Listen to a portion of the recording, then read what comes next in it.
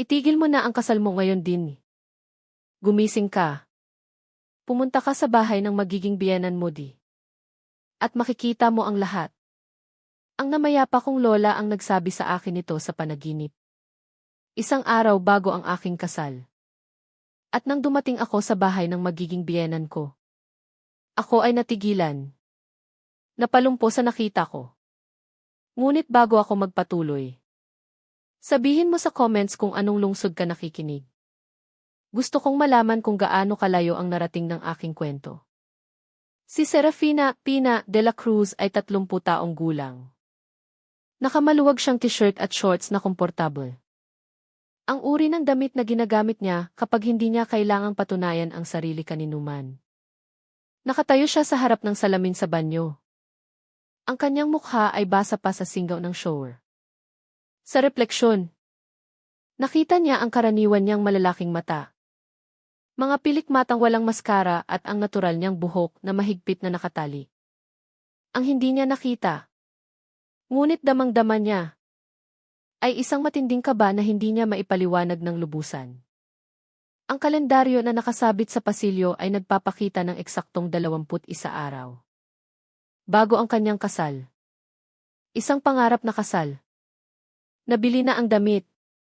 Naipadala na ang mga imbitasyon. Lahat ay handa na. Lahat ay napagdesisyunan. Gayunpaman, isang matinding pakiramdam ng pagkabalisa ang bumalot sa kanyang dibdib noong umagang iyon. Binuksan niya ang bintana. Hinayaang pumasok ang malamig at abalang hangin ng Makati. Si Pina ay naninirahan sa isang tahimik na kondominium sa sentro ng business district, kung saan ang umaga ay puno ng pagmamadali at ang mga kapitbahay ay abala sa sarili. Gustong-gusto niya ang katahimikan ng kanyang kondo.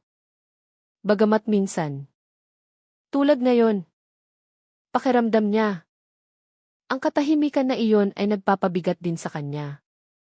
Si Pina ay isang senior accountant sa isang malaking import-export firm. Binuo niya ang kanyang buhay ng paunti-unti. Sa pamamagitan ng sipag at sakripisyo. Namana niya ang unit mula sa kanyang mga magulang, na namatay sa isang trahedyang aksidente 8 taon na ang nakakaraan. Ang kanyang nakababatang kapatid ay nakaduty sa ibang bansa sa militar. At ang kanyang mga kaibigan ay halos lahat ay may asawa na. Pagkatapos niyang iwasan ito ng matagal. Matapos ang maraming kabiguan. Sa wakas ay nagpasya siyang ibigay ang puso niya kay Caleb Del Mundo. Si Caleb ay matangkad. May malalim na boses. May kumpiyansang ngiti.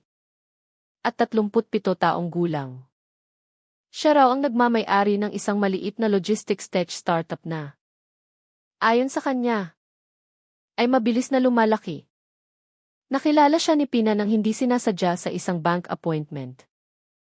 Kailangan niya ng tulong sa pagsusuri ng ilang komplikadong dokumentong pinansyal. At siya lang ang profesional na available noong sandaling iyon. Siya ay magalang at kawili-wili. Hindi inaasahan ni Pina. Ngunit sa loob ng ilang linggo, naghahapunan na sila ng magkasama. Pinag-uusapan ang mga pangarap sa hinaharap. At nagsimula na siyang maging bahagi ng kanyang pangmatagalang plano. Iba si Caleb. Wala siyang immature na hangin ng mga lalaking nakilala niya noon. Hindi siya naglalaro o nagpapakamisteryoso. Siya ay direkta. At mayroon siyang protective touch na, kahit hindi niya aminin ang hayagan, nagparamdam sa kanya na siya ay pinahahalagahan. Nag-propose siya 3 buwan na ang nakakaraan. Sa pinakamagandang rooftop restaurant na alam nila. Naalala ni Pina ang malambot na tugtog ng piano. Ang candlelight. At ang waiter na biglang lumitaw dala ang champagne flute na maihawak na singsing. Hindi ito magarbo. Ito ay eksakto ilang. Lumuhod si Caleb sa gitna ng mga lamesa habang pumapalakpak ang ibang dinners. Tumawa si Pina. Labis ang emosyon. Nag-oo siya nang hindi na nag-iisip pa. At iyon ang bumabagabag sa kanya ngayon. Bakit hindi siya nag-isip ng mas matagal? Noong umagang iyon, pagkatapos niyang magkape, nakatanggap siya ng text mula kay Caleb. Gusto tayong makita ni Mama mamayang hapon. Excited siya tungkol sa detalye ng reception. Pwede ka ba? Nanginginig ang daliri ni Pina habang nagtatype ng Siyempre. Ito ang magalang na gawin. Ang lohikal na gawin. Ngunit hindi niya makalimutan ang unang beses na bumisita siya sa bahay na iyon. Naalala niya ang bawat detalye. Si Aling Patsy Del Mundo, ang ina ni Caleb, ay sinalubong sila na nakasuot ng malinis na apron. May mahigpit na bun sa ulo at may tingin na tila sinusukat. Ang halaga ni pinagamit ang isang hindi nakikitang metro. Nakangiti siya ngunit mapanuri. At ikaw? Nakatira ka mag-isa? Tanong niya nang walang paligoy-ligoy. Nagbuhos ng saan ang hindi tumitingin kay Pina. Opo. Sagot ni Pina. Namana ko ang kondo sa aking mga magulang ilang taon na ang nakakaraan. Anong lugar? Malapit po sa Gigisi area. Tiningnan siya ni Aling Patsy na parang sinabi ni Pina na nakatira siya sa Mars. Magandang lugar. Maraming naghahanap. Nang gabing iyon. Habang naghugas sila ng pinggan. Mahinang sinabi ni Caleb kay Pina. Huwag mong personalin. Ang mama ko ay lumaki sa old school. Nahihirapan siyang magtiwala sa mga tao. Hindi sumagot si Pina. Ngunit hindi niya nakalimutan ang paraan ni Aling Patsy. Sa pagitan ng mga tanong tungkol sa kita ni Pina. Utang, mana, at pamilya, ay iniiwasan niyang pag-usapan ang sarili niyang anak. Ang tanging sinabi ni Aling Patsy tungkol kay Caleb ay, magaling siya sa negosyo. Pero kailangan niya ng matatag na babae tulad mo. Katatagan. Palaging iyon ang salita. Kalagitnaan ng hapon. Si Pina ay nasa kanyang opisina nang biglang sumagi sa isip niya ang isang ideya tulad ng kidlat. Paano kung hindi ako magpakasal? Paano kung hindi ko talaga kilala ang lalaking papakasalan ko? Tiningnan niya ang kanyang planner. Nandyan ang lahat, mga timeline. Bayad. Listahan ng bisita. Mga binurang pangalan. Piniling mga bulaklak. Kumpirmadong caterer. Ngunit walang espasyo para sa pagdududa. Na parang ang pagpapakasal ay isang corporate transaction. At hindi isang desisyong magbabago sa buhay. Natulog siya ng gabing iyon na balisa ang isip. Unti-unting tumahimik ang lungsod. At ang dilim ng silid ay yumakap sa kanya. Matagal bago nakatulog si Pina. Palingon-lingon. Pinipisil ang unan. Nagtatanggal at nagtatakip ulit ng kumot. At pagkatapos, nakita niya si Lola Shon. Ang kanyang lola. Ang kanyang pangalawang ina. Ang babaeng nagpalaki sa kanya nang nagtatrabaho maghapon ang kanyang mga magulang. Ang nagturo sa kanya na huwag magmakaawa para sa pag-ibig. Kung paano kilalanin ang mga babala. At huwag kailanman baliwalain ang kanyang kutob. Namatay si Lola Shon 4 na taon na ang nakakaraan. Matapos ang mahabang pakikipaglaban sa diabetes. Hawak pa rin ni Pina ang panyo nito sa nightstand. Ngunit ang nangyari ng gabing iyon ay iba ang pakiramdam. Ang panaginip ay hindi parang panaginip. Nakalista si Lola Shon sa upuan sa dining room. Ang parehong ginagamit niya sa pagbabasa tuwing hapon. Nakasuot siya ng kanyang kulay langit na bata at malambot na tsinelas. Ang mukha niya ay payapa. Ngunit ang kanyang mga mata ay nag-aalab sa tindi. Pina! Anya! Makinig ka sa akin ng mabuti. Dahil wala akong gaanong oras. Kailangan mong umalis dyan. Hindi sila magandang tao. Hindi makagalaw si Pina. Halos hindi niya maramdaman ang kanyang katawan. Maaari lang siyang makinig. Huwag mo siyang pakasalan. Hindi siya ang sinasabi niya. Bukas. Pumunta ka sa bahay ng nanay niya. Pumunta kang mag-isa. Maiintindihan mo ang lahat. Sinubukan ni Pina na magsalita ngunit hindi niya magawa. Tumayo si Lola Shon. Hinawakan ang kanyang kamay. At bumulong. Hindi ito pag-ibig. Anak. Isa itong bitag. Kailangan mong magising. Nagising si Pina na pinagpapawisan. Humihingal. Ang orasan ay nagpapakita ng 4 oras 36 minuto ng umaga. Umupo siya sa kama. Mukhang normal ang lahat. Tahimik ang silid. Patay ang mga ilaw. Ngunit may bumabagabag sa loob niya. Tumayo siya. Naglakad patungo sa kusina. Binuksan ang ilaw. At nagbuhos ng isang basong tubig. Nanginginig ang kanyang mga kamay. Tiningnan niya ang kalendaryo. Sabado. Meeting with Patsy. Huminga siya ng malalim. Pagkatapos, ginawa niya ang kanyang desisyon. Pupunta ako ng mag-isa at mas maaga. Bulong niya. Nararamdaman pa rin ang boses ng kanyang lola na lumulutang sa hangin. Wala siyang sasabihin kay Caleb. Kinabukasan. Nagbihis siya ng hindi nagmamadali. Denim jeans. Isang simpleng blouse. Buhok na nakatali. Sumakay siya sa kanyang ATV at nagmaneho ng tahimik. Sa bawat stoplight, bumabalik ang panaginip ang tingin ni Lola Sean. Ang babala. Nang makarating siya sa bahay ni Aling Patsy. Pumara siya ng ilang bahay ang layo. Naglakad siya sa huling ilang metro. Tahimik ang kalye. Nag-doorbell siya. Walang sumagot. Nag-doorbell ulit siya. At pagkatapos, mula sa likod ng bahay, may nakita siyang kakaiba. Isang batang babaeng maputi. Blonde. Nakasuot ng minadaling pulang jacket. Ang mabilis na lumabas sa back door. Sumakay siya sa isang compact sedan nang hindi lumingon. Natigilan si Pina. Ilang sandali pa. Binuksan ni Aling Patsy ang front door. Pina. Anong sorpresa? Hindi ba mamayang hapon ka pa dadating kasama si Caleb? Gusto ko sana kayong makausap ng nag-iisa. Sabi ni Pina. Tiningnan siya ni Aling Patsy nang may pilit na ngiti. Aba. CJ. Pumasok ka. Nagtitimpla lang ako ng kaunting kape. Pumasok si Pina.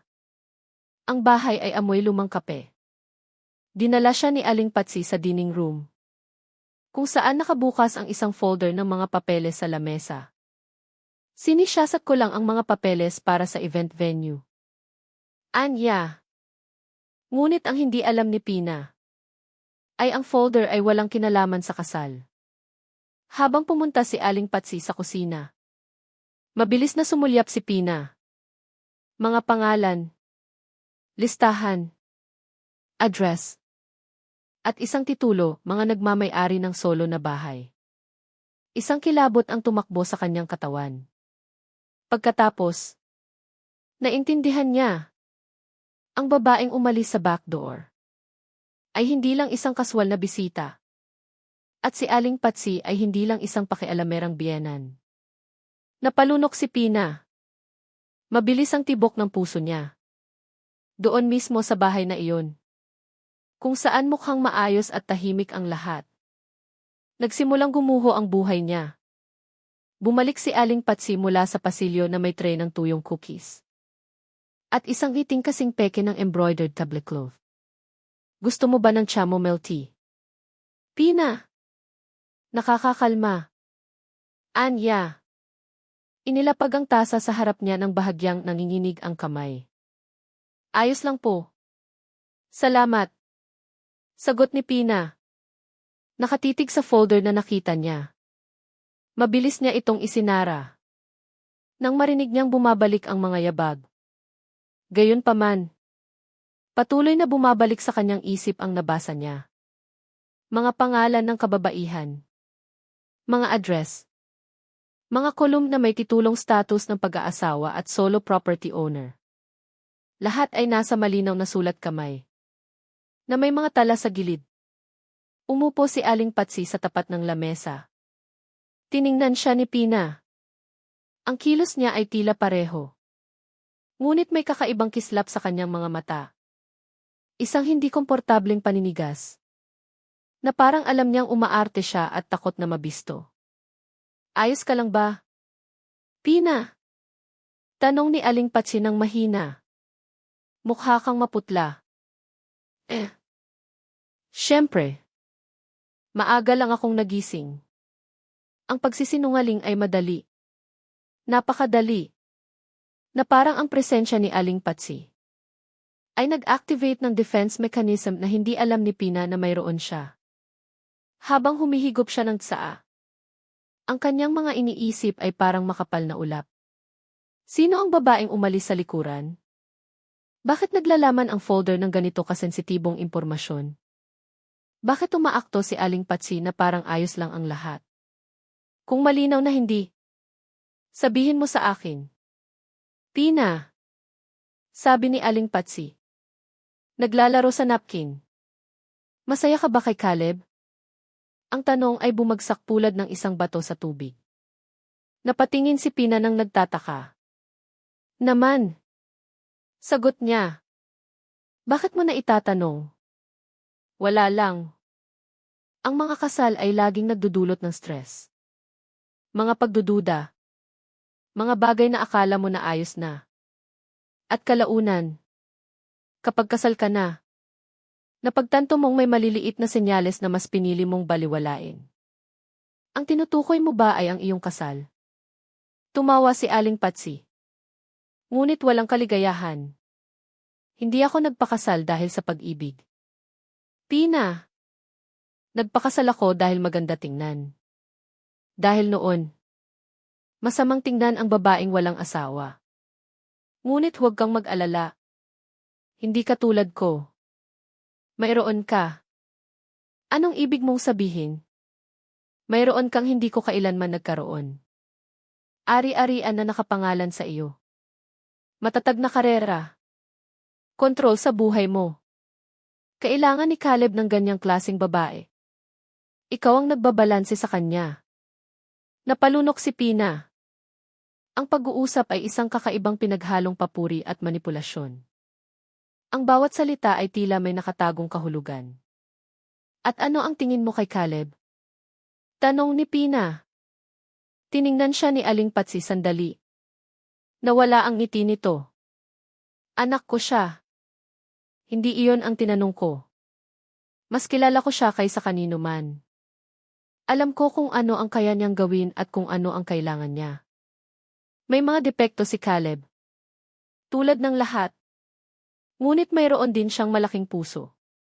Ganoon din ba ang tingin ng babaeng umalis sa backdoor? Ang tanong ay direkta. Isang putok ng baril sa gitna ng dining room. Naintindi si Aling Patsi. Ano ang pinagsasabi mo? Nakita ko siya. Patsi. Nakita ko ang isang babaeng umalis sa likuran nang nag-doorbell ako. Blonde. Bata. Mukhang nagmamadali. Baka isa iyon sa mga kapitbahay. Minsan, binabantayan ko ang anak ng isang kapitbahay na nagtatrabaho malapit dito. At umaalis ang kapitbahay na iyon nang wala ang kanyang anak. Tinitigan siya ni Aling Patsi ng ilang segundo. Pagkatapos ay bumuntong hininga. Tumayo. At pumunta sa isang kahoy na kabinet. Binuksan niya ang isa sa mga drawer. Kumuha ng photo album. At hinayaang bumagsak ito sa lamesa sa harap ni Pina. Gusto mong malaman kung sino siya? CJ. Tingnan mo. Nagbago ang tono, mas matigas. Hindi na pang ina. Binuksan ni Pina ang album. Sa simula, mukhang normal ang lahat. Mga lumang larawan ni Caleb noong bata pa. Mga kaarawan. Biyahe sa beach. Pasko. Ngunit nang makarating siya sa mas bagong pahina, huminga siya ng malalim. Nandoon si Caleb. Nakatayo sa tabi ng isang payat na blonde na babae, na may malawak na ngiti at nakasuot ng pulang damit. Nakaakbay siya sa bewang nito. Nakatayo sila sa harap ng isang bahay na hindi kilala ni Pina. Ang petsa ay nakasulat sa marker sa isang sulok. Hunyo. Nakaraang taon. 1 taon pa lang ang nakalipas. Binaligtad ni Pina ang pahina. Mas maraming larawan nila ng magkasama. Sa isang restaurant. Sa isang terrace. At sa mukhang kasal. Isang kasal. Sa larawan. Nakasuot si Caleb ng dark suit. At ang blonde na babae ay nakasuot ng puti. Ito ay mas impormal kaysa sa tradisyonal na kasal. Ngunit ang imahe ay walang puwang para sa pagdududa. Ano ito? Tanong ni Pina. Nanginginig ang boses. Isang yugto na tapos na. Sagot ni Aling Patsi nang hindi natitinag. Kasama siya ni Caleb. Medyo baliw. Nangyari ang lahat ng napakabilis. Ngunit hindi nagtagal. Siya ay magulo. Masyadong emosyonal. Gusto siyang kontrolin. Sa huli, mas mabuti na naghiwalay sila. Kinasal sila. Negosyo niya iyan at sa kanya. Isinara ni Pina ang album. Nanginginig ang kanyang mga kamay. Bakit hindi niya sinabi sa akin ang anuman? At tinanong mo ba siya? Ang katahimikan ay lubos. Umupo ulit si Aling Patsi. Ang kanyang ekspresyon ay iba na ngayon. Mas seryoso. Mas totoo. Makinig ka sa akin ng mabuti sa sasabihin ko. Pina. May mga bagay na mas mabuting hindi alam. Minsan, ang nakaraan ay nakaraan lang. Ang pagkalikot dito ay nagdudulot lamang ng sakit. Ang panlilinlang. Sa tingin mo ba may naligtas sa panlilinlang? Tumayo si Pina. Hindi na niya kaya. Mabilis siyang naglakad patungo sa pinto at binuksan ito. Hindi gumalaw si Aling Patsi. Kung gusto mo talagang pakasalan si Caleb. Anya. Tanggapin mo na may mga bahagi ng buhay niya na hindi mo maintindihan. At hindi mo kontrolado. Ang kasal ay hindi isang kontrata sa pagitan ng mga anghel. Umalis si Pina nang hindi sumasagot. Ang biyahe pabalik sa Manila ay tila mahaba. Ang traffic ay tila walang katapusan. Ngunit hindi niya nakita ang mga sasakyan o narinig ang ingay. Iniwasan niya lang ang blonde na babae. Ang mga larawan. Ang folder. At ang lahat ng kanyang binaliwala alang-alang sa pag-ibig. Nang gabing iyon, nang dumating si Caleb sa kanyang kondo, nakaupo si Pina sa sofa na may hawak na album. Pumasok siya nang nakangiti na parang walang nangyari. May dala siyang Chinese takeout at isang boat ng alak. Hey! Beautiful! Tingnan mo ang dinala ko. Paborito mo. Inilapag niya ang bag sa counter at hinubad ang jacket. Kumusta ang meeting niyo ni Mama? Tumingala si Pina. Bakit hindi mo sinabi sa akin na kasal ka na? Natigilan si Caleb. Lumabas ang katahimikan. Pagkatapos, tumingin siya sa baba. Hinaplos ang mukha. At umupo sa tapat niya. Ano ang sinabi sa iyo ni Mama? Nakita ko ang mga larawan. Kinasal ka sa babaeng iyon. Komplikado. At bakit hindi mo sinabi sa akin ang tungkol dito? Dahil hindi mahalaga. Hindi mahalaga. Pina. Makinig ka sa akin. Isa itong pagkakamali. Isang bagay na nangyari ng napakabilis. Tumagal lang ng wala pang 6 na buwan. Siya ay magulo. Nakilala mo rin ba siya sa bangko? Hindi sumagot si Caleb. Hiniling mo rin ba sa kanya na ibenta ang bahay niya? Nagbago ang tingin niya. Sa unang pagkakataon, mukha siyang naiinis. Ano ang pinagsasabi mo? Nakita ko ang isang folder sa bahay ng nanay mo. Isang listahan ng mga babaeng may ari-arian. Lahat ay single. Ano iyon? Wala kang karapatang makialam sa negosyo namin. Sa negosyo natin, iyan ba ang tawag mo sa paghahanda sa kasal? Hinaan mo ang boses mo. Sagutin mo ako. Caleb. Wala akong dapat ipaliwanag. Tumayo siya. Kinuha ang jacket. At tiningnan si Pina ng may ekspresyon na hindi pa niya nakita. Malamig. Malayo. Hindi lahat ay may malinis na nakaraan. Pina. Ngunit hindi ka rin perpekto. Hindi ba? Hindi ako nag-uusap tungkol sa pagiging perpekto. Nag-uusap ako tungkol sa kasinungalingan. Kung gayon, manatili ka sa iyong pagdududa. Hindi ko kailangang bigyang katwiran ang sarili ko. Umalis siya sa apartment. Isinara ng malakas ang pinto. Naiwan si Pina na nag-iisa kasama ang mga larawan sa lamesa. At isang walang laman na pakiramdam sa kanyang sikmura na hindi gutom. Ang kanyang mundo ay nagugunaw. At hindi niya alam kung aling bahagi ang unahin niyang pulutin. Hindi siya nakatulog ng gabing iyon. Hindi dahil sa nami-miss niya si Caleb. Kundi dahil sa kaibuturan. Pakiramdam niya. Nagsisimula pa lang ang bangungot. At ang panaginip ng kanyang lola. Malayo sa pagiging nababala. Ay nagsisimulang magmukhang isang natupad na propesiya. Ginugol ni Pina ang buong gabi na gising. Ang kanyang mga mata ay nakatingin sa kisame. Ang kanyang paghinga ay hindi regular. At ang kanyang isip ay umiikot sa walang tigil na bilog. Ang mga imahe ay sumasalakay sa kanya tulad ng mga kidlat. Ang blonde na babae na umalis sa likuran ng bahay. Ang folder na may mga pangalan at ari-arian. Ang photo album na may naunang kasal. Ang malamig na reaksyon ni Caleb. Hindi niya alam kung galit, takot, o kahihiyan ang nararamdaman niya. Marahil, lahat ng iyon ng sabay-sabay. Walang awa siyang sinalubong ng umaga. Tumayo siyang walang lakas. Nagtimpla ng kape. At hinayaang lumamig ng hindi tinitikman. Nakasuot pa rin siya ng parehong pajama noong nakaraang gabi. Nag-vibrate ang telepono niya sa counter. Si Mara iyon. Ang kanyang matalik na kaibigan mula kolehiyo. Ang tanging tao na maaari niyang maging lubos na. Tapatan ng hindi niya kailangang bigyang katwiran ang bawat emosyon. Ayos ka lang ba? Tanong ni Mara nang sagutin niya. Inabot ni Pina ng isang segundo bago sumagot. Hindi. Pwede ka bang pumunta rito? Pagkalipas ng 30 minuto. Nakalista si Mara sa sala na may notebook sa kamay. Na parang mga detective silang nagpaplano.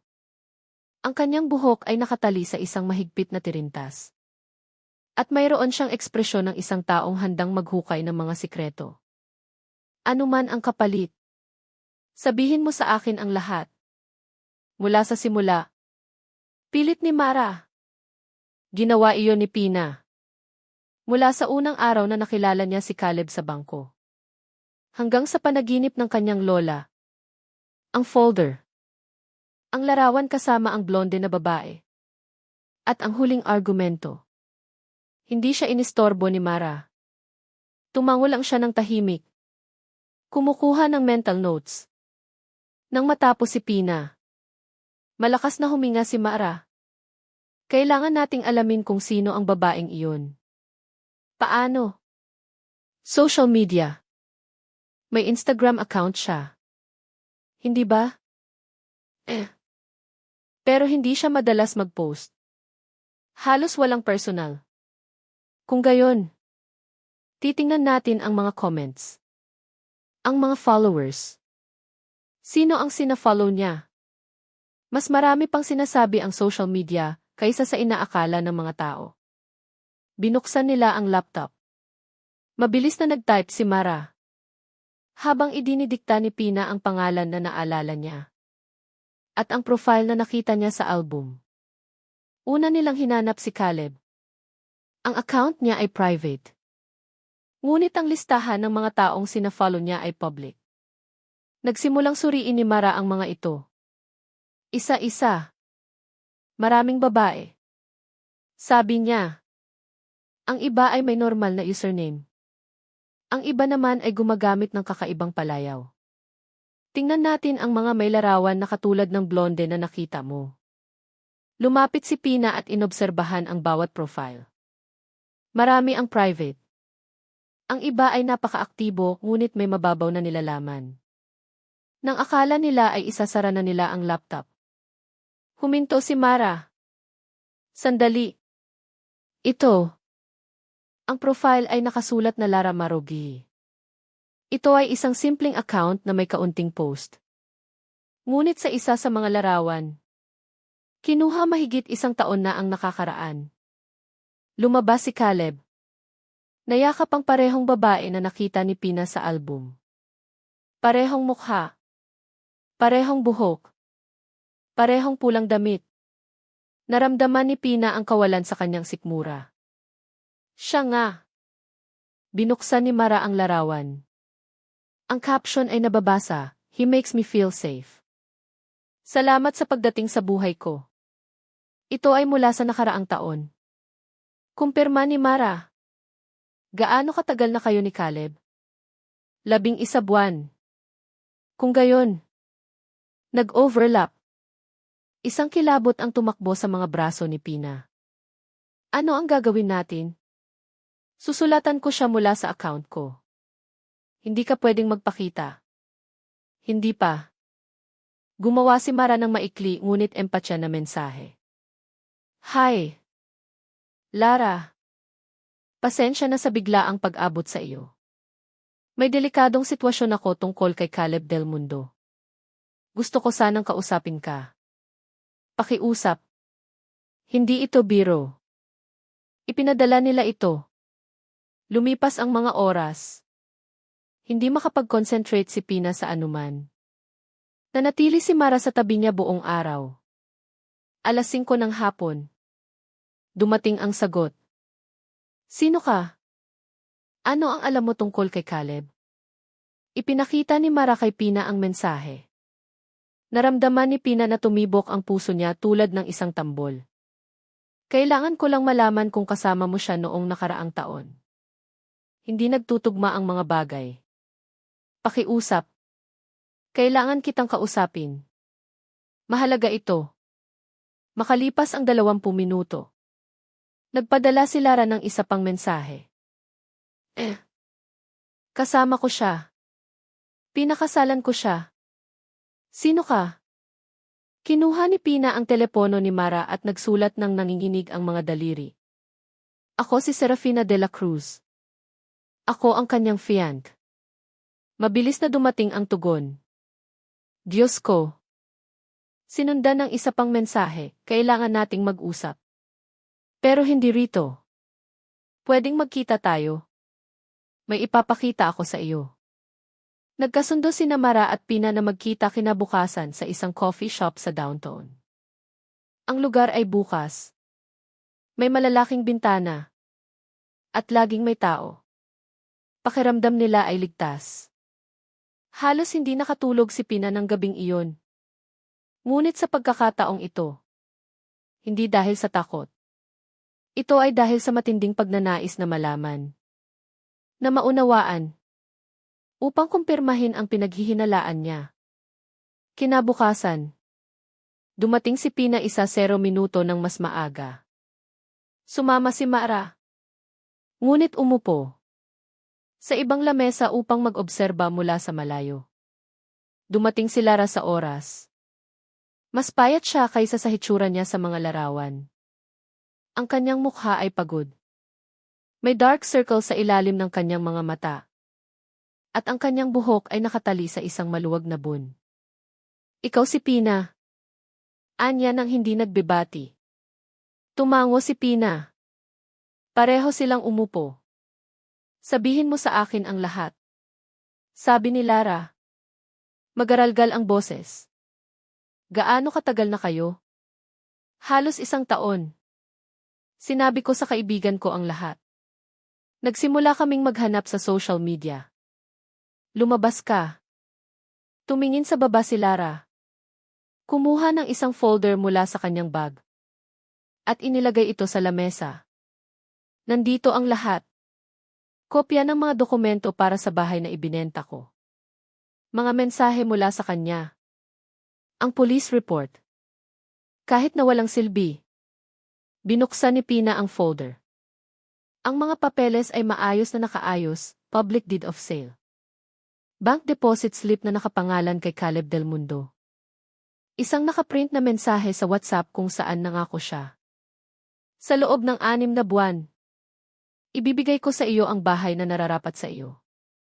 Ano ang nangyari pagkatapos mong ibenta? Nawala siya. Kinuha niya ang lahat ng pera. Nagpalit ng numero. Binaliwala ako. Pumunta ako sa bahay nila. At sinabi sa akin ng nanay niya na nagbibiyahe siya. Na wala siyang alam. Hindi ka nag-file ng police report. Naman. Pero walang paraan. Legal. Hindi ito pagnanakaw. Nagbenta ako ng kusa. Hindi niya ako pinilit. Wala akong iniwang. Record na para sa kanya ang pera. Wala akong pinirmahan. Naramdaman ni Pina ang buhol sa lalamunan niya. At paano kayo nagkakilala? Sa bangko rin. Pumunta ako para sa ilang papeles. Tinulungan niya ako sa ilang dokumento. Mukha siyang mabait. Nagsimula kaming mag-date mula noon. Sinabi niya sa akin na iba ako. Na sa wakas ay nakakita siya ng mature. Malakas? Siguradong babae. At naniwala ako sa kanya. Wala ka bang pinaghinalaan? Nagduda ako. Pero inakala kong normal lang. Na hindi siya nagsasalita tungkol sa trabaho niya. Na hindi niya ako pinakilala sa lahat ng kaibigan niya. Na laging maingat siya sa cellphone niya.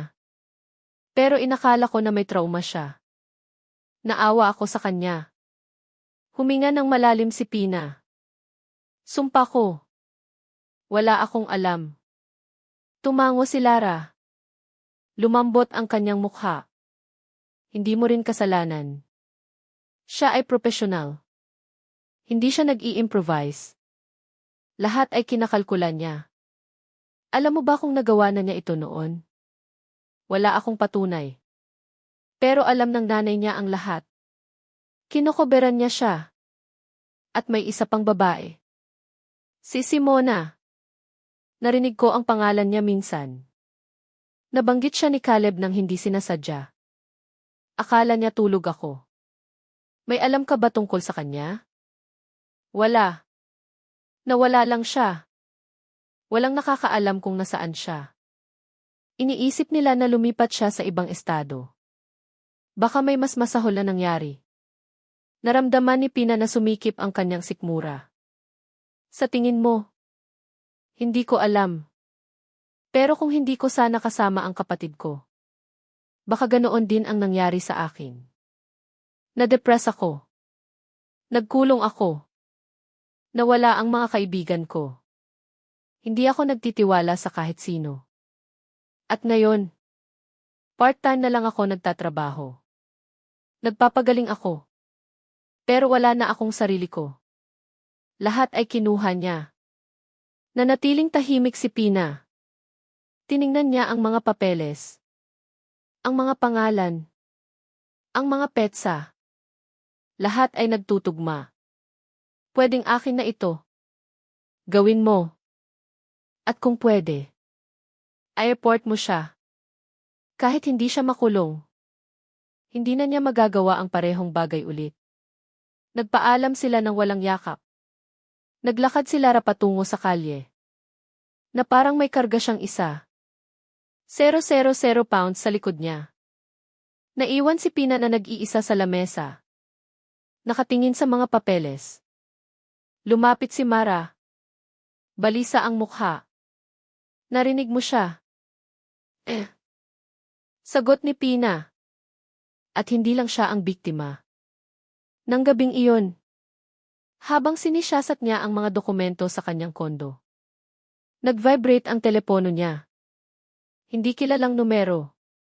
Sumagot si Pina. Hello. Boses ng babae. Mahina. Halos bulong. Ikaw ba si Serafina Onyeka? Sino ito? Hindi ko masabi ang pangalan ko. Pero makinig ka sa akin ng mabuti.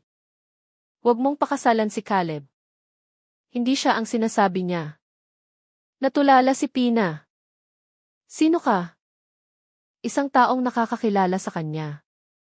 Umalis siya dala ang lahat ng mayroon ako. Huwag mong hayaang mangyari sa iyo ang parehong bagay. Pakiusap. At nag-hang up siya. Naiwan si Pina na nag-iisa. Hawak pa rin ang telepono sa tainga. Habang nagsimulang umulan sa labas. Hindi malakas ang ulan. Ngunit mayroon itong paulit-ulit na tunog na tila naghihila ng madidilim na pag-iisip. Mga alaala na mas gugustuhin mong ibaon. Ang ekyo ng anonymous na boses ay lumulutang pa rin sa hangin ng kanyang kondo. Na parang narinig ito ng bawat sulok. Huwag mong pakasalan si Caleb. Hindi siya ang sinasabi niya. Ipinatay niya ang telepono gamit ang malamig na mga kamay. Naramdaman niya ang pressure sa kanyang dibdib. Isang bigat na hindi na niya maaaring baliwalain. Ang una noong pakiramdam ng masama ay naging isang katotohanan na bumabagabag sa bawat hakbang niya. Siya ay engaged sa isang lalaki na nagtayo ng kanyang buhay sa kasinungalingan. Kinabukasan, bago pa siya magkape, tinawagan niya si Mara. Ang kanyang boses ay naging determinado. Walang puwang para sa pagdududa. Kailangan ko ng investigador. Isang magaling. Isang taong hindi lang naghahanap sa social media. Gusto ko ng totoong ebidensya. Hindi nagtanong si Mara. Ipinadala niya ang kontak ng isang mapagkakatiwalaang tao, si Mang Jerry. Isang dating pulis na ngayon ay pribadong detective. May reputasyon siya sa pagiging discreet at maselan. Tinawagan ni Pina ang numero niya nang hindi nag-iisip. Ang appointment ay sa isang maliit na opisina na matatagpuan sa isang lumang gusali sa downtown. Si Mang Jerry ay isang lalaking nasa 50. May maayos na balbas at kulay abo na mga mata na tila mas nakakakita kaysa sa nararapat. Mabuti siyang nakinig habang ipinapaliwanag ni Pina ang lahat. Hindi siya nag-istorbo kahit minsan. Kumuha lang siya ng notes. Gamit ang asul na ballpen na mukhang luma na sa pagsulat. Ng katotohanan ng ibang tao. May ebidensya ka ba? Tanong niya nang matapos si Pina. Ito lang. Sagot ni Pina. Inabot sa kanya ang folder na ibinigay ni Lara. At ilang mensahe. Isang anonymous na tawag. Mabilis na sinuri ni Mang Jerry ang mga dokumento. Sapat na ito para magsimula. Ngunit hindi sapat para sa isang formal na report. Tingnan natin kung ano pa ang nandoon. Gaano katagal ang kailangan mo? Depende kung gaano karaming kalokohan ang ginawa ng lalaki. Pero binabalaan kita. Kung totoo ang sinasabi mo sa akin, hindi mo magugustuhan ang makikita ko. Wala na akong nagugustuhan. Mang Jerry, gusto ko lang ang katotohanan. Tiningnan siya ni Mang Jerry ng ilang segundo, na parang sinusukat ang kanyang katatagan. Pagkatapos ay tumango siya. Tatawagan kita sa loob ng 1 linggo. Ang sumunod na mga araw ay pagpapahira. Nasa kamay ni Pina ang telepono niya. Naghihintay ng balita. Iniiwasan niya si Caleb gamit ang simpleng mga dahilan. Mga meeting sa trabaho. Sakit ng ulo. Naipon na workload. Tumugon siya ng may pag-unawa at matatamis na mensahe. Na parang nag-aalala talaga siya sa kanyang kalagayan. Iyon ang pinaka hindi matitiis na bahagi, ang teatro. Ang patuloy na pag-arte ng isang lalaki na marunong magpanggap ng pagiging perpekto. Sa 7 araw. Eksakto. Tumawag si Mang Jerry. Mayroon akong hiniling mo. Pwede ka bang pumunta ngayon? Hindi nag-atubili si Pina. Sinalubong siya ni Mang Jerry sa parehong opisina. Ngunit sa pagkakataong ito, may isang makapal na selyadong sobre. At isang itim na folder na may sulat kamay na pangalan niya ang nakapatong sa lamesa. Umupo siya sa harap niya. Hindi nakangiti si Mang Jerry. Magsisinungaling ba ako kung sasabihin kong ito ang pinakamasamang nakita ko? Nagsimula siya. Pero malapit na. Si Caleb Del Mundo ay hindi nag-i-exist. Hindi legal. Sa halip, naramdaman ni Pina na sumikip ang kanyang sikmura. Anong ibig mong sabihin? Ang tunay niyang pangalan ay Mauricio Julian Torres Mendez. Gumamit siya ng hindi bababa sa 5 magkakaibang alias sa huling 10 taon. Bawat isa ay may tila legal na dokumentasyon. Ngunit lahat ay may mga hindi pagkakapare-pareho. Binago ang birth certificate. Passport na may peking stamp. Mga dobleng social security number. Siya ay isang master ng camouflage. Binuksan ni Mang Jerry ang folder at ipinakita sa kanya ang ilang kopya. Ito ang una niyang rehistradong kasal. Kay Paulette Harris. 12 taon na ang nakakaraan. Tumagal ng 8 buwan. Inilipat niya ang retirement fund niya sa kanya at nawala siya. Pagkatapos, dumating ang pangalawang asawa. Si Simona Diaz. Ang binanggit ni Lara. Walang record kung nasaan siya mula 6 na taon na ang nakakaraan. Opisyal. Hindi siya patay. Ngunit mayroong aktibong missing person report. At ang pangatlo. Si Lara Maro. 1 taon na ang nakakaraan. Siya, tulad ng alam mo, ay nagbenta ng kanyang bahay sa kanyang rekomendasyon. Lahat ay legal. Ngunit nawala siya bago pa siya makabili ng bago. Sa lahat ng kaso, umuulit ang mga pattern. Mga babaeng may sariling ari-arian. Walang malapit na pamilya. Emosyonal na vulnerable. Hindi makapaniwala si Pina sa naririnig niya. Kinuyom niya ang kanyang mga kamao sa kanyang mga binti upang pigilan ang pag-iyak. At ang trabaho niya? Tek. Ang kumpanya na sinabi niya sa iyo ay wala. Hindi kailanman nag-exist. Mayroon siyang mga profile na nilikha gamit ang simulated data. Mga website na mukhang totoo ngunit hindi opisyal na rehistrado. Ito ay isang facade. At ang kanyang nanay? Huminto si Mang Jerry. Si Aling Patsy Del Mundo ay totoo. Ngunit bahagi rin siya ng laro. Hindi lang siya nagko-cover para sa kanya. Aktibo siyang nakikilahok. Sa katunayan, may iba pa. Binuksan niya ang isa pang folder. May pinsan siya. Si Yvonne Del Mundo Villar. Isang real estate broker. Siya ang kumokontak sa mga biktima. Kinakausap sila tungkol sa mga secure na investment. At tumutulong sa kanila na ibenta ang kanilang ari-arian. Siya ang nag-ayos ng pagbebenta ng bahay ni Lara. Nabanggit din siya sa 2 pang magkatulad na scam. Napahinga si Pina at huminga ng malalim. At mayroon pa bang ibang babae ngayon? Tumango si Mang Jerry. Ang pangalan niya ay Imani Carter. 28 taong gulang. Nakikita siya sa north side ng lungsod. Nagtatrabaho siya sa isang medical center. Si Caleb. O mas mabuti. Si Mauricio. Nakilala niya siya 3 buwan na ang nakakaraan. Nagde-date sila mula noon. Wala siyang alam tungkol sa iyo. At napag-usapan na niya sa kanya ang tungkol sa pag-i-invest ng magkasama. Tinakpan ni Pina ang kanyang mukha gamit ang kanyang mga kamay. Tuloy-tuloy na bumagsak ang luha. Ano ang gagawin ko sa lahat ng ito? Maaari mo siyang i-report. Bagamat mahaba at nakakapagod ang proseso. O kaya, maaari mo siyang kumprontahin ng direkta. Ngunit may panganib.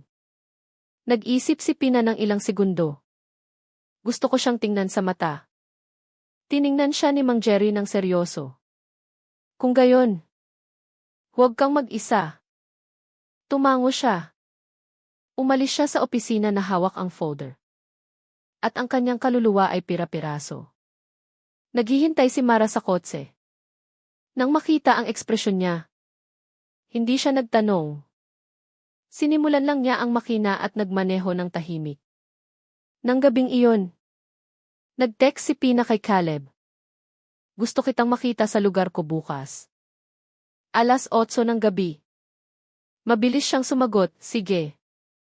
Mahal. Ayos lang ba ang lahat? Gusto lang mag-usap. Ang sumunod na umaga ay walang katapusan. Siniguro ni Pina na gumagana ang camera system. Nag-install si Mang Jerry ng 2 nakatagong device noong nakaraang araw. Isa sa frame ng artwork sa dining room. Ang isa pa ay sa lampara sa pasilyo.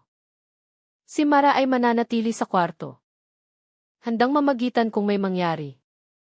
Eksaktong 8:00. Nag-ring ang doorbell. Binuksan ni Pina ang pinto. Si Caleb ay presentable sa kanyang puting shirt at ang karaniwan niyang ngiti. Hey! Gorgeous! Namiss kita. Hindi sumagot si Pina. Tumabi siya at sumenyas na pumasok siya. Pumasok siya nang walang napansing kakaiba. Umupo siya sa sofa na parang sarili niyang bahay. Kaya, ano ang malaking misteryo? Sino-surprise mo ba ako? Umupo si Pina sa tapat niya.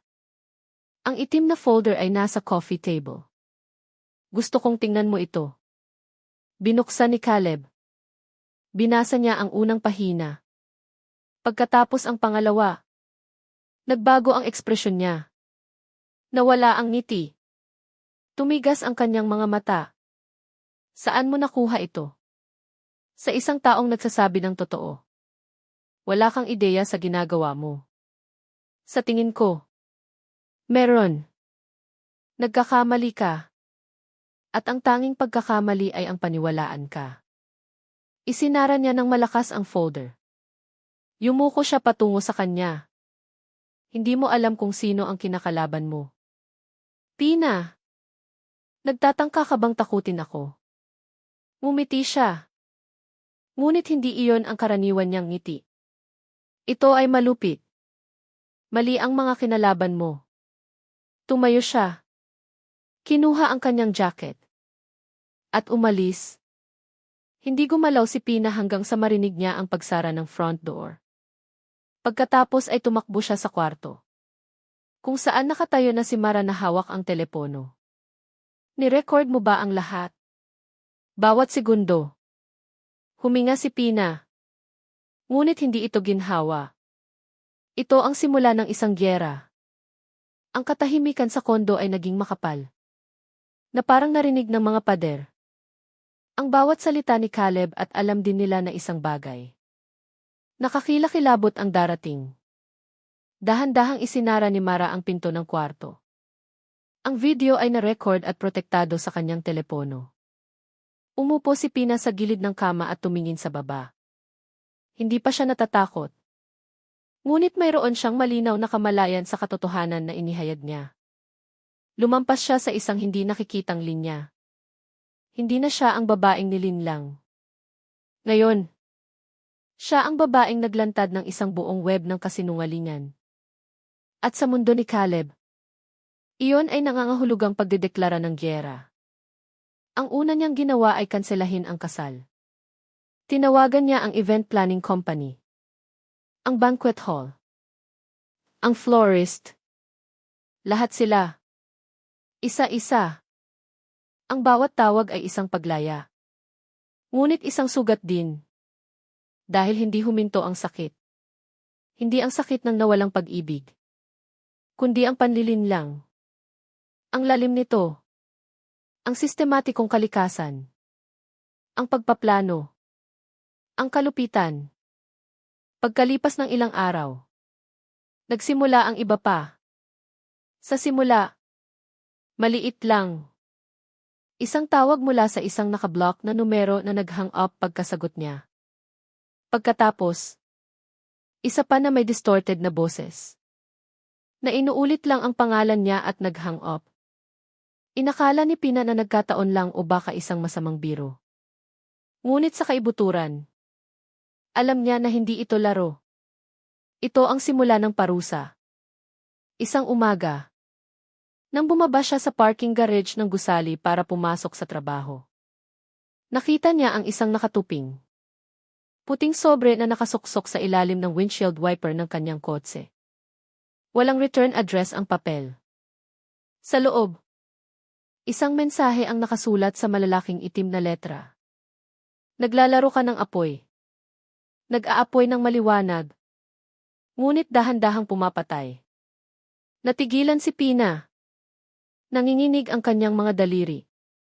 Tumingin siya sa paligid. Wala. Tanging ang etso lang ng mga yabag ng ibang residente ang papunta sa elevator. Mabilis niyang inilagay ang papel sa kanyang bag at bumalik sa kanyang kondo. Nag-call out of work siya ng araw na iyon at agad na tinawagan si Mang Jerry. Nagsimula na sila. Direkta niyang sinabi. Sinabi ko sa iyo na mangyayari iyan. Nasa iyo ba ang sobre? Papunta na ako. Manatili ka sa loob. Huwag kang magbubukas ng pinto kaninuman. Makalipas ang 30 minuto. Kumakatok na si Mang Jerry. May dala siyang briefcase at may malungkot na ekspresyon. Sinuri niya ang papel. Kinunan ito ng larawan. At inilagay ito sa isang plastic evidence bag. Hindi lang ito pambubuli. Ito ay isang paunawa. Ito ang paraan niya ng pagsasabi sa iyo na hindi ka na naglalaro sa teritoryo niya. Ngayon, isa ka ng banta. Ano ang gagawin natin? Mag-i-install tayo ng mga kamera. Isa sa pinto. Isa sa pasilyo. At iiwanan ko sa iyo ang isang panic button. I-activate mo iyan. At makakatanggap ako ng alerto agad. Hindi ka na pwedeng mag-isa. Pina. Natulog siya ng may mahigpit na puso ng gabing iyon. Nanatili si Mara sa tabi niya. Tulog sa sofa. Nangako si Mang Jerry na kikilos siya sa mga kontak niya. Sa District Attorney's Office. Ang ebidensya ay napakalaki. Hindi lamang mula sa kanyang investigasyon, kundi pati na rin sa mga testimonya ni Lara. At iba pang biktima na naengganyo na magsalita matapos silang kontakin ni Pina. Sa tulong ni Mara, ang file ay nabubuo. Ngunit wala pa ring arrest warrant. Tanging isang bukas na investigasyon lang. Ang sumunod na linggo ay mas masahol pa. Nang bumalik si Pina mula sa supermarket, nakita niya na nakabukas ang pinto ng kanyang apartment, hindi puwersahang binuksan, kundi naka-unlock lang. Mabilis ang tibok ng puso niya. Hindi siya pumasok. Dahan-dahan siyang umatras. Kinuha ang telepono. At tinawagan si Mang Jerry. Nasa loob sila. Bukas ang pinto ko. Huwag kang papasok. Papunta na ako ngayon. Tumawag ka sa pulis. Mabilis na dumating ang mga opisyal at sinuri ang apartment. Walang ninakaw. Walang basag na salamin. Walang ginulo na drawer. Wala. Maliban sa kabinet kung saan niya inilalagay ang kanyang property deeds. Ito ay magulo. Ang mga dokumento ay nandoon pa rin. Ngunit malinaw na may humawak sa kanila. May hinahanap na tiyak. Sa kama. Isang nakakalat na papel. Isang mensahe na nakasulat sa parehong kamay tulad ng nauna. Akala mo nanalo ka. Nagsisimula pa lang ito. Naramdaman ni Pina ang nagielong kilabot sa kanyang leg. Kinausap ni Mang Jerry ang pulis. Ipinakita ang kanyang credentials at ang bahagi ng kanyang report. Kumuha ng notes ang opisyal. At nangako na palalakasin ang surveillance sa gusali. Ngunit hindi iyon nagpakalma kay Pina. Hindi ka na nila tinatakot lang. Minamarkahan ka na nila. Lumalayo na sila. Babala ni Mang Jerry. Hindi ka nila gustong takutin. Gusto ka nilang patahimikin. Gusto ka nilang mawala. Hindi ako aalis. Matatag na sagot ni Pina. Hindi pagkatapos ng lahat ng ito. Nang gabing iyon, habang sinisyasat ang mga naka-install na kamera, may nakita silang nakakaistorbo, -3:03 ng umaga. Isang lalaking naka-baseball cap. Ang tumayo sa harap ng pinto niya ng mahigit 1 minuto. Hindi siya nag-ring ng doorbell. Tumayo lang siya doon ng walang galaw. At pagkatapos ay umalis. Hindi nakikita ang mukha niya. Ngunit ang kanyang postura, ang kanyang tindig ay hindi mapag-aalinlanganan. Si Caleb. Ipinadala ang video sa otoridad. Pagkalipas ng ilang araw, may kumatok ulit sa pinto niya.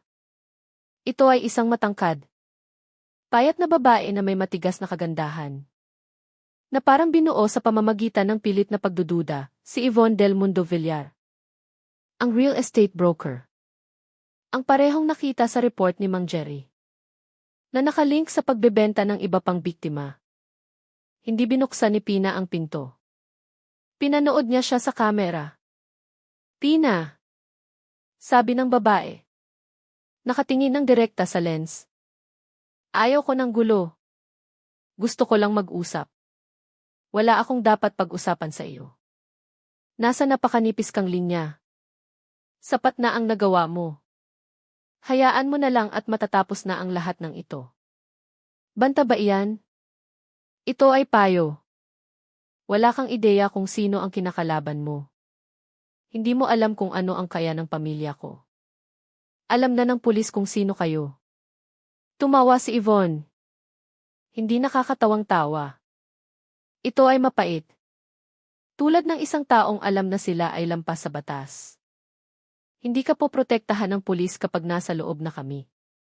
At maniwala ka sa akin.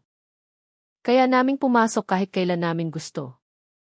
Naramdaman ni Pina na nagyelo ang kanyang dugo. Umalis si Yvonne nang hindi lumingon. Ipinadala ni Pina ang video kay Mang Jerry. Ibinahagi niya ito sa district attorney. Umuusad ang kaso. Ang reklamo ay formal na inihain sa mga kasong pandaraya, pagnanakaw ng pagkakakilanlan, at kriminal na konspirasyon. Isang warrant ang inihanda. Ngunit mabagal ang legal system. Ang mga batas ay hindi gumagalaw sa pagmamadali na kailangan ni Pina. Nag-install siya ng electronic smart lock at kumuha ng pribadong seguridad. Lumipat si Mara sa kanya pansamantala. Dumadaan si Mang Jerry gabi-gabi upang suriin ang lahat. Kahit na ganoon, hindi makatulog si Pina ng mahigit 3 oras na diretsyo. Patuloy na nagriring ang telepono sa kakaibang oras. Nakakatanggap siya ng walang laman na email. Mga mensahe mula sa mga peking account na may mga larawan ng kanyang gusali. Ang mga banta ay humalo sa patuloy na takot. Ngunit may lumaki sa loob niya. Hindi iyon galit.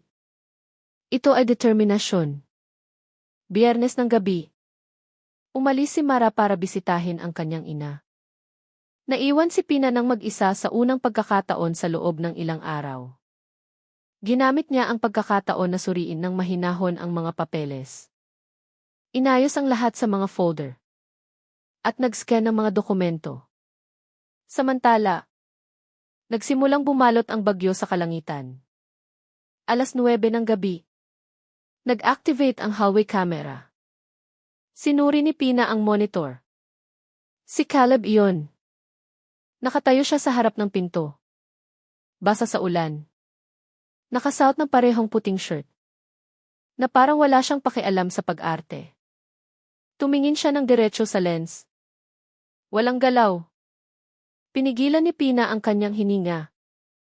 Tinaas niya ang kanyang kamay. Gumawa ng isang senyas na parang kumakaway. Pagkatapos, lumapit siya sa intercom at nagsalita. Magiging akin ang bahay na ito. Pusta mo ang buhay mo. At umalis siya. Bumagsak si Pina sa sofa. Ang takot ay nagkaroon na ng anyo. Mayroon itong mukha. Mayroon itong boses. At walang paraan na matatapos ito ng maayos. Alam ni Pina ito pagkaalis ni Caleb mula sa kamera. Hindi lang ito banta. Ito ay isang deklarasyon ng gyera. At ang pinakamapanganib na bahagi ay wala siyang mawawala. Ngunit siya, ang kanyang kapayapaan, ang kanyang reputasyon, ang kanyang bahay, ang kanyang buhay. Dumating si Mang Jerry 30 minuto ang lumipas. Sinuri nila ang video ng magkasama. Hindi siya nagsalita ng ilang segundo. Pagkatapos, pinisil niya ang kanyang mga labi. Isinara ang laptop. At tiningnan si Pina ng may kaseryosohan na hindi pa niya ipinapakita. Tapos na ang paghihintay. Pupuntahan na natin siya ngayon. Tumango si Pina. Handa na siya. Ang susunod na hakbang ay tipunin ang iba. Iminungkahi ni Mang Jerry na oras na upang pagsama-samahin ang ebidensya. Ay coordinate ang mga pagsisikap. At ipakita na hindi ito isang isolated case, kundi isang maingat na pinagtagpi na network ng mga scam. Ginawa ni Pina ang mga tawag. Si Lara ang unang tumugon. Pagkatapos, nagpakita si Simona. Hindi siya patay. Hindi nawawala. Nagtatago siya sa ibang lungsod. Sa ilalim ng ibang pangalan. Nang mapagtanto niya na hinahanap siya ni Caleb, naglaho siya ng walang bakas. Matagal na siyang nagpapatherapy. Nang matanggap niya ang mensahe ni Pina, nag-atubili siya. Ngunit pagkatapos ay nagpasya siyang magsalita. Ang pagpupulong ay naganap sa isang discreet na lokasyon, ang opisina ni Mang Jerry. 4 na upuan sa paligid ng isang gray na lamesa. Neutral na dingding. Isang bintana na natatakpan ng blinds. Nauna si Pina. Pagkatapos ay si Lara. Mas matatag na ang kanyang kilos. Pagkatapos niya, pumasok si Simona ng may maikli at nerbiyosong hakbang. Na parang ang lahat sa espasyong iyon ay maaaring magtaksil sa kanya. At sa wakas, si Irene. Hindi kilala ni Pina si Irene. Kinontak siya ni Mang Jerry pagkatapos suriin ang pinakabagong aktibidad ni Caleb. Hindi pa na-scam si Irene. Ngunit malapit na. Mayroon siyang bahay sa suburbs. Nakatira ng mag-isa mula nang mamatay ang kanyang ina. At nakilala niya si Caleb sa isang art gallery. Lumapit siya sa kanya gamit ang parehong diskarte. Paghanga. Tamis. Mga pangako ng isang joint business venture. Nang magsimula siyang maghinala, nakakita siya ng isang anonymous blog online, kung saan may isang babae na nagbabala tungkol sa kanyang kaso. Si Lara iyon. Ang pag-uusap sa pagitan nila ay matigas. Ngunit malakas din. Hindi lang sila mga biktima. Sila ay mga survivors. Bawat isa ay nagkwento ng kanyang karanasan mula sa iba't ibang anggulo. Ngunit ang sugat ay karaniwan, ang panlilinlang. Ang manipulasyon. Ang kahihiyan. Ang takot. Si Simona ang pinakamahirap pakinggan. Hiningi niya sa akin na ibenta ang bahay ng mga magulang ko. Nangako siya na magbubukas kami ng klinik ng magkasama. Ibinigay ko sa kanya ang lahat. Nang magsimula akong magtanong, ikinalungkot niya ako sa sarili kong bahay ng ilang araw. Kinuha niya ang telepono ko. Kailangan kong tumakas sa bintana. Walang naniwala sa akin. Walang ginawa ang pulis. Akala ng kapatid ko ay nag-i-exaggerate ako. Lumipat ako sa ibang lungsod, dala ang natitira kong kaunti. Nagpalit ako ng pangalan. Hindi ako naglakas loob na mag-file ng report. Hanggang ngayon, hinawakan ni Lara ang kamay niya. Puno ng luha ang mga mata ni Irene. Ano ang gagawin natin? Tanong niya. Paano mo lalabanan ang isang tulad niya? Inilagay ni Mang Jerry ang isang folder sa lamesa. Sa loob ay mga kopya ng mga report. Ang mga reklamo. Ang mga peking dokumento. Ang mga log ng tawag. Ang mga video ng hallway camera. Ang mga nakasulat na banta. Ang mga pangalan ng lahat ng babaeng kinontak. Ang kaso ay hindi na isang file. Ito ay isang time bomb. Na-inform na ang district attorney. Sabi ni Mang Jerry. Ang reklamo ay naging formal na pandaraya na may pagpapahirap. At kriminal na konspirasyon. Malapit na tayong makakuha ng arrest warrant. Kailangan lang natin ng isa pang piraso. At ano iyon? Tanong ni Pina. Si Patsy. Nagtagpo ang kanilang mga mata. Si Aling Patsy Del Mundo. Ang nanay ni Caleb. Ang tahimik na kasabwat. Ang babaeng nagbukas ng pinto sa bawat biktima. Ang nagtanong ng mga katanungan sa pananalapi. Na nakabalat kayo bilang inosenteng pag-uusap. Ang nagtakip sa bawat pagkawala. Alam niya ang lahat. Siguro. Mas marami pa kaysa sa kanya. Dagdag ni Mang Jerry. Pero natatakot siya. At ang tanging paraan para masira ang istruktura ay kung ang isa sa mga piraso ay pumutok mula sa loob. Nag-isip si Pina ng ilang minuto. Alam niya kung saan nakatira si Aling Patsy. Alam niya kung paano kumatok sa pinto. Ngunit hindi niya alam kung makakalabas siya ng buhay. Pupunta ako. Sabi niya. Mag-isa. Ayokong matakot siya. Hindi sumang-ayon si Mang Jerry. Ngunit sa huli ay tinanggap niya. Ikabit niya ang isang nakatagong mikropono at isang maliit na kamera. Sa labi ng kanyang coat, sinamahan siya ni Mara sa entrance ng gusali. At naghintay sa labas sa kotse. Umakyat si Pina sa hagdan ng may nanginginig na mga binti. Kumatok siya ng 3 beses. Inabot ng ilang sandali bago nagbukas si Aling Patsy. Ang mukha niya ay nagpakita ng sorpresa. Ngunit hindi ang pekeng uri noong una. Ito ay iba, purong focus. Ano ang ginagawa mo rito? Anya nang hindi nagtatago ng discomfort. Kailangan kitang kausapin ng mag-isa. Hindi ako pumunta para makipag-away o sumigaw. Para lang mag-usap. Nag-atubili si Aling Patsy. Ngunit tumabi siya. Pumasok si Pina. Pareho ang lahat tulad ng huling pagkakataon. Masyadong maayos. Masyadong tahimik. Umupo sila sa dining table. Magkaharap. Pumunta ang anak mo sa bahay ko. Binalaan niya ako.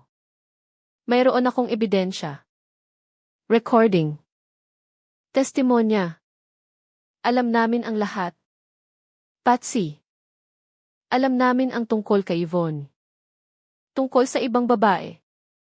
Maaari mo kaming tulungan. O maaari ka ring bumagsak kasama nila. Tumingin sa baba si Aling Patsy. Nanginginig ang kanyang mga daliri. Hindi siya nagsalita ng halos 1 minuto. Hindi ko alam noong una. Bulong niya. Akala ko tinutulungan ko lang ang anak ko na umasenso. Sinabi niya sa akin na negosyo ito. Na nagbibigay siya ng pagkakataon. Sa mga babaeng hindi marunong mag-manage ng kanilang ari-arian. At nang nawala sila, tanong ni Pina. Ikinatwiran mo rin iyon? Nagsimulang umiyak si Aling Patsy. Hindi malakas na luha. Nakakontain. Na parang tumatanggi siyang sumuko ng lubusan. Nawalan ng kontrol ang lahat. Si Yvonne ang nagtulak sa kanya na magpatuloy. Siya ay ambisyosa. Tinulak niya siya. Tumahimik ako. At iyan ang nagiging kasabwat sa akin. Alam ko. Kung gayon, magsalita ka. Ibigay mo ang iyong statement. Tulungan mong itigil ito. Wala nang atrasan ngayon. Tiningnan siya ni Aling Patsy sa mata. Sa unang pagkakataon. Nang walang kalasag. Pangako mo sa akin na hindi siya papatayin. Pinapangako ko sa iyo na hahanapin namin ang katarungan. Tumango si Aling Patsy. Sinalubong siya ni Mang Jerry at ng district attorney pagkalipas ng 2 araw. Ibinigay niya ang kanyang statement. Idinetalye niya ang mga kilos, ang mga pangalan, ang mga petsa. Nagbigay siya ng mga dokumento. Kabilang ang mga kopya ng mga kontrata na itinago niya dahil sa takot. Ang kanyang testimonya ay nagbigay lakas sa akusasyon. Nang linggong iyon, pinahintulutan ang operasyon. Inaresto si Yvonne sa kanyang opisina. Mayroon siyang mga peking dokumento, mga listahan ng ari-arian, at bank record ng mga biktima. Arogante siya noong una. Ngunit nang ipakita nila sa kanya ang video ng statement ni Aling Patsy at ang mga ebidensyang natagpuan, bumagsak siya. Nagsimula siyang umiyak. Sumisigaw na minanipula siya ni Caleb. Napinilit niya siya. Na sumusunod lang siya sa utos. Kinuha siya ng walang piyansa. Nagsimulang umamoy ang media sa iskandalo.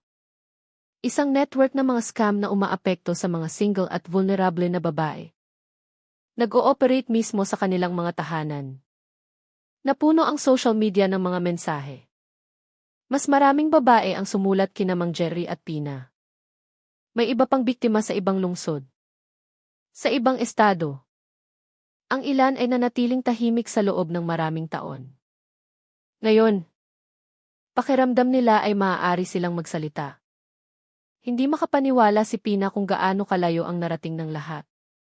At gayon paman, ang pinakamahalagang bahagi ay nawawala. Nawala si Caleb. Mula nang huli siyang lumabas sa kamera. Hindi na siya nakita ulit. Patay ang telepono niya. Walang bank movement. Walang digital trace. Ngunit hindi sumuko si Mang Jerry. Huwebes ng gabi. Nag-vibrate ang telepono ni Pina. Gabi na. Tulog si Mara. Si Mang Jerry ay nasa screen. Pina. Huwag kang magpanik. Pero kagabi, may nagtangkang puwersahin ang likurang pinto ng gusali. Hindi sila nagtagumpay na makapasok. Pero may kamera sa ali na nakakuha ng mukha. Siya iyon. Naramdaman ni Pina ang lamig sa kanyang katawan. Ano ang gagawin natin ngayon? Nai-issue na ang arrest warrant.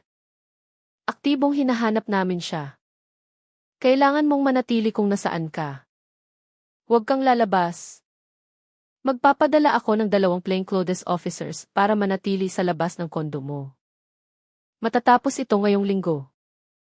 Nang gabing iyon, iba ang katahimikan, mabigat. Matindi. Alas negatibo 2:15 ng umaga. Nag-activate ang mga kamera. Nagising si Mara sa tunog ng security system. Tumakbo si Pina sa monitor. Nandoon ulit si Caleb. Ngunit sa pagkakataong ito, hindi sa harap ng pinto. Sa pagkakataong ito, may hawak siyang lock-picking tool. Puwersahang binubuksan ang smart lock. Hindi sumigaw si Pina. Hindi umiyak. Hindi nanginginig.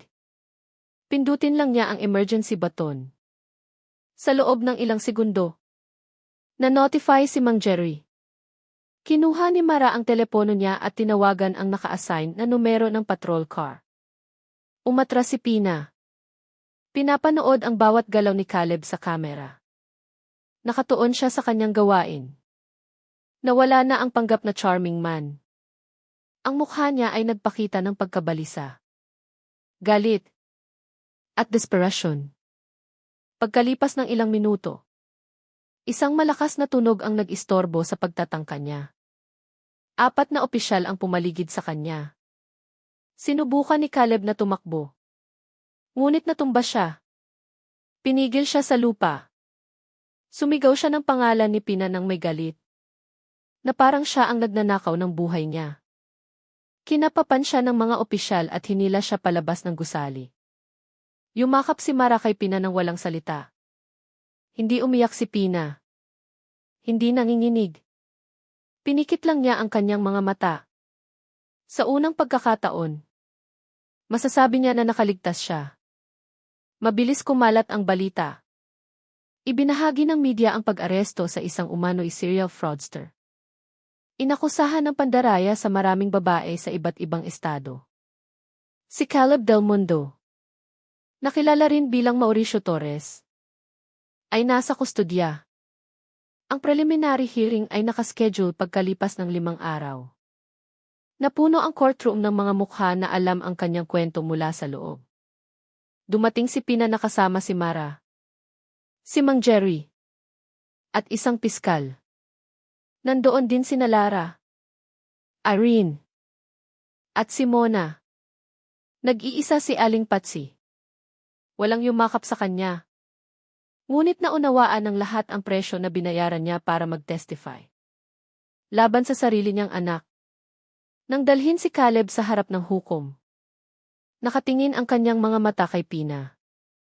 Hindi siya nagsalita ng isang salita. Ang mukha niya ay matigas.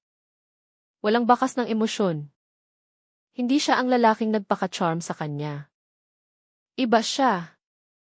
Isang walang laman na nilalang. Tulad ng isang inabandonang bahay na nagtataglay lang ng facade. Ipinakita ng piskal ang ebidensya, ang mga recording, ang mga peking kontrata, ang mga testimonya, ang mga bank account, ang maramihang pagkakakilanlan. Ang bawat saksi ay nagbigay ng isang piraso ng puzzle. Nang si Aling Patsi na ang magsasalita, ang katahimikan sa silid ay naging mabigat. Ako ang nanay niya. Anya. At nabigo ako bilang ina. Nanahimik ako sa dapat kong i-report. Tumingin ako sa kabilang direksyon nang maging halata ang mga kasinungalingan. Akala ko tinutulungan ko ang anak ko na ayusin ang buhay niya. Ngunit ang ginawa ko ay suportahan ang kanyang kasamaan. Tahimik na nakinig ang hukom. Sa huli, inutusan niya ang preventive detention ng walang piyansa. Ang paglilitis ay magpapatuloy. Ngunit hindi na pakakawalan si Caleb sa kalye. Nang hindi humaharap sa hustisya. Hindi ngumiti si Pina. Hindi nagdiwang. Huminga lang siya ng malalim. Kakaiba. Libreng hininga. Sa labas, nagyakapan ang mga biktima. Hindi na sila ang parehong mga babae na tinangkanyang sirain. Ngayon, iba na sila, mas matatag. Mas malapit. Mas gising. Tiningnan sila ni Mang Jerry ng may respeto. Tahimik na umiyak si Mara. Si Pina lang ang tumingala sa kalangitan. Na parang nandoon si Lola Sean. Pinapanood ang lahat. Nang gabing iyon, maagang natulog si Pina. Nagdesisyon si Mara na matulog sa sarili niyang lugar sa unang pagkakataon sa loob ng ilang linggo. Ang kondo ay kalmado. Lahat ay nasa lugar. Lahat ay maayos. 3:03 ng umaga.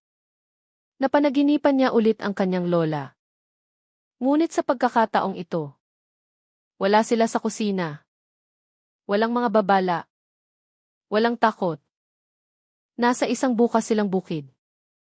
Isang lugar na puno ng matatamis na amoy na bulaklak. Tiningnan siya ni Lola Sean nang may ngiti na nagpaliwanag sa mukha niya. Ngayon, tunay ka ng malaya. Anya, ginawa mo ang tama. Hindi lang para sa iyo, kundi para sa kanilang lahat. Nagising si Pina na may luha sa kanyang mga mata. Matatamis na luha. Ng ginhawa. Ng pasasalamat. Sumisikat na ang araw sa bintana. Nawala na ang bagyo. Pagkalipas ng ilang araw, nagsimula siyang magsulat. Hindi bilang therapy. Hindi bilang paghihiganti. Kundi bilang isang pamana. Ang kanyang kwento ay kailangang malaman. Kailangan itong umabot sa ibang babae. Ang mga nabuhay na may namanipula na puso. Ang mga hindi marunong kumilala sa pang-aabuso sa likod ng isang ngiti. Ang mga nag-iisip na ang pag-ibig ay natural na masakit. Ang mga nanahimik dahil sa takot. Kahihiyan. O pagkakasala. Ang aklat ay may titulong ang mga nagising sa oras. Ito ay naging matagumpay. Ngunit mas mahalaga kaysa roon ay ang network ng suporta na nabuo mula rito. Nagtatag si Pina ng isang non-profit na organisasyon upang tulungan ang mga biktima ng psychological abuse at emotional manipulation. Si Erin ay naging isang counselor. Si Lara, ang accountant ng proyekto. Si Simona, pagkatapos ng ilang buwan ng pagpapagaling, ay naglakas loob na magbigay ng public talks. Si Aling Patsi, pagkatapos ng kanyang serbisyo para sa kasabuatan, ay nag-alok ng kanyang testimonya mula sa kabilang panig ng kahihiyan. Si Caleb ay sinentensyahan ng 20 taon sa federal prison.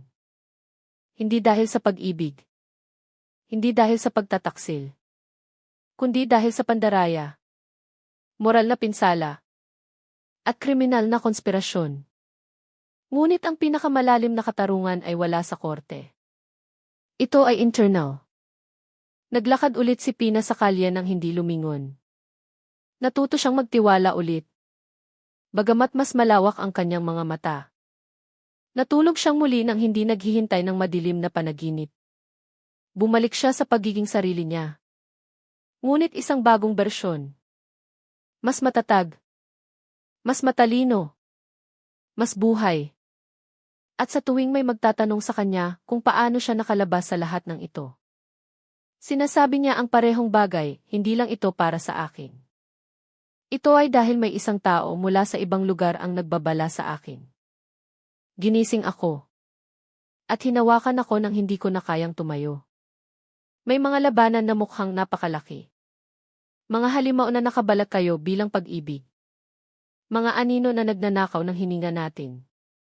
Ngunit kapag nanaig ang katotohanan, kapag kumapit ang kaluluwa sa liwanag, walang panlilinlang ang maaaring manatili magpakailanman. Ang Diyos ay hindi umaalis na walang boses ang mga sumisigaw mula sa puso. Hindi niya iniiwan ang mga naloko dahil sa pagtitiwala. Hindi siya nananatiling tahimik sa harap ng kawalang katarungan. Ang buhay, kasama ang lahat ng kaguluhan nito, ay mayroon ding paraan ng pagbabalanse sa sarili. Maaga o huli, bawat binhi na itinanim sa sakit ay namumulaklak sa katotohanan. Bawat luha na iniiyak ng may pananampalataya ay nagiging senyales. Bawat babae na bumabangon ay nagpuputol ng mga kadena na hindi man lang nila alam na suot nila. At sa isang lugar sa langit, mayroong mga nagbabantay sa atin. Kahit na wala na sila rito. Minsan, nagpapakita sila sa panaginip. Minsan, sa mga intuwisyon. Minsan, sa isang panloob na lakas na hindi natin alam kung saan nanggagaling. Ngunit sila ay gumagabay, nagbabala, at nagmamahal. Naunawaan ito ni Pina ng huli. Ngunit sa oras, at mula noon, hindi na niya binaliwala ang isang senyales. Dahil alam ng kaluluwa. Alam niya palagi. Nagustuhan mo ba ang kwento at taga-anong lungsod ka nakikinig? Magkita tayo sa comments. Kung nagustuhan mo ang kwento, maaari mo akong suportahan sa pamamagitan ng pagpapadala ng super thanks. Para makapagdala pa ako ng mas maraming kwento tulad nito. Maraming salamat sa iyong matamis na suporta. Inaabangan ko ang iyong mga komento sa kwento. Sa screen, makikita mo ang 2 bagong kwento ng buhay na lubos kong inirerekomenda. Marami pa sa aking channel. Huwag kalimutang mag-subscribe. Hanggang sa susunod na kwento ng buhay. Nang may pagmamahal at respeto.